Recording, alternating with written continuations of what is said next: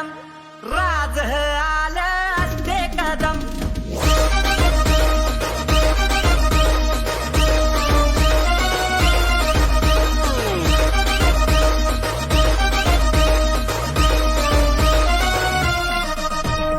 शंखनाद भिनला आज आभाळी